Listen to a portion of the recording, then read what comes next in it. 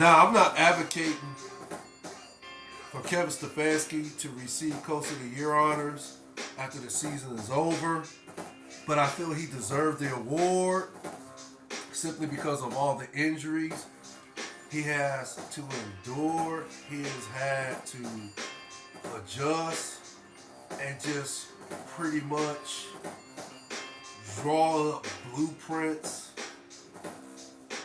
on a weekly basis, and at times at the bye week he has had to come up with these game plans, these schematics, and so forth in order to put the team in position to be successful and win football games. And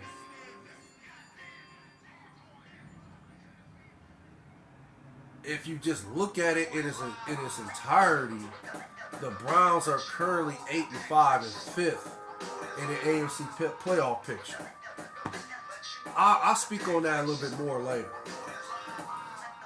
And I'm not going to get into too much of it because I said it in the first segment, which the audio was off again, but now I got my audio up and running. I'm going to have to make some adjustments after these holidays is over. I'm going to have to just work on getting better equipment, if that makes sense, so I won't continue to have this issue going forward. But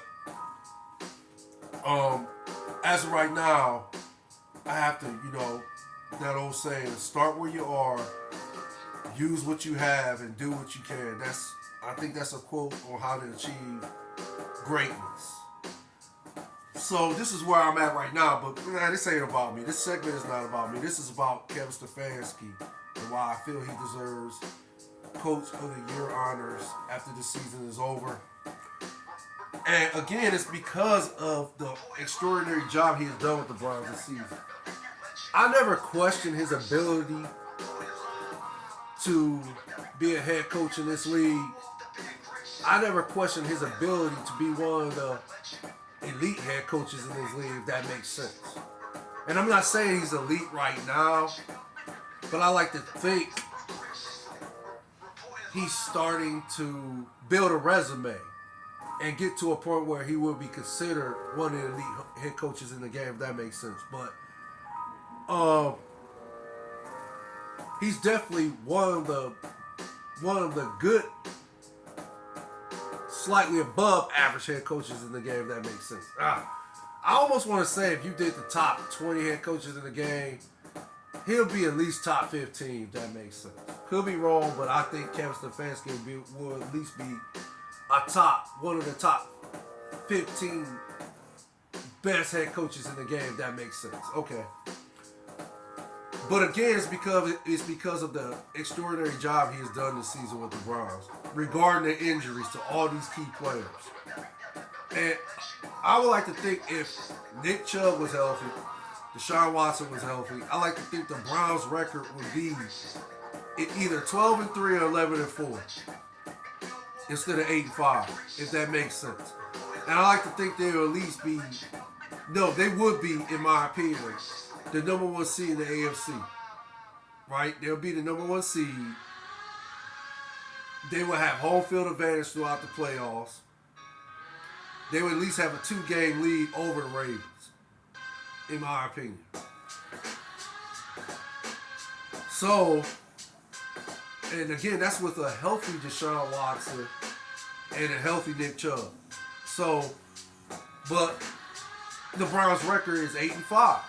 That's what makes this so incredible as far as in the job Kevin Stefanski has done with the Browns this season. Because another note that should be included in this is the fact that they have started four different quarterbacks this season. 4. Yeah. Sorry about that.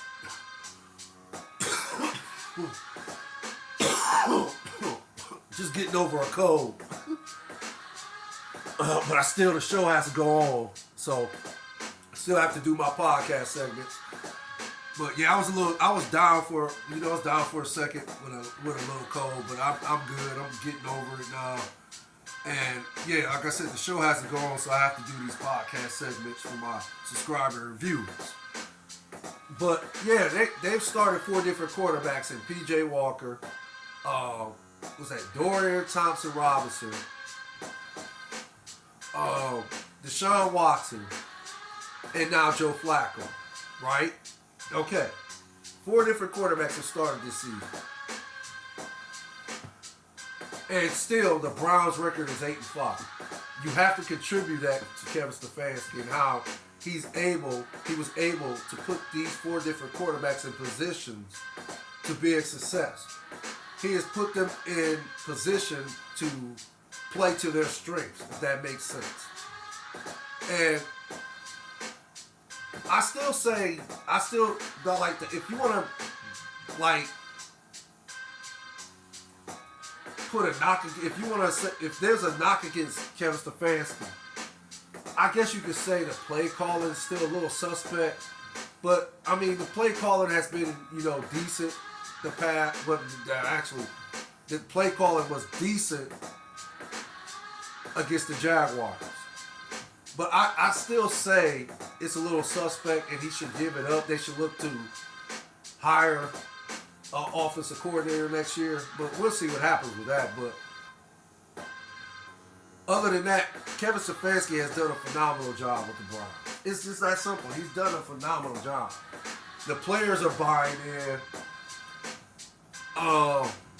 And again, that's how you know a head coach is a leader of men and he commands the locker room. This is how you know this, because the players are buying in. They play for Kevin Stefanski every weekend. Every Sunday since the first game of the season, the Browns have come out playing.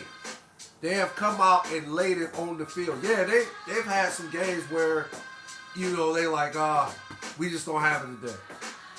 But for the most part, the Browns have been playing from start to finish. And this is because of Kevin Stefanski. This is because of his speeches in the locker room. And I know a lot of people are hating on his speeches in the locker room. They're saying, he's not the type of guy that can, move a tank. Or he can't, galvanize a locker room to a point where they're willing to, run through a wall for him. If that makes sense. Regarding his speeches, right? I disagree with that. Because if the players wasn't buying in, why is the Browns record 8-5? Sometimes it doesn't matter how you get your point across. It doesn't matter how you motivate somebody. As long as you motivate somebody to be better than what they are, be a better version of who they are, that's all that matters. You don't always have to raise your voice to motivate somebody. You don't always have to, be a Scrooge in the locker room or be a Scrooge on the field to motivate somebody to want to play hard, to motivate somebody who want to run through that wall for you.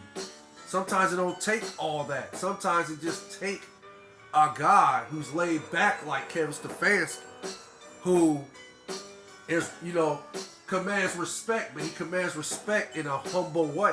There's nothing wrong with commanding respect in a humble way, if that makes sense. This is who Kevin Stefanski is a coach, as a person, in my opinion. Never met the guy, but from his interviews for the past some odd years, he's been the head coach for the Browns. And from what I've been hearing from other sports analysts and so forth, this is the impression I get of Kevin Stefanski as a head coach and as a person. He's a humble guy. He's laid back. And he just simply gets the job done. So, and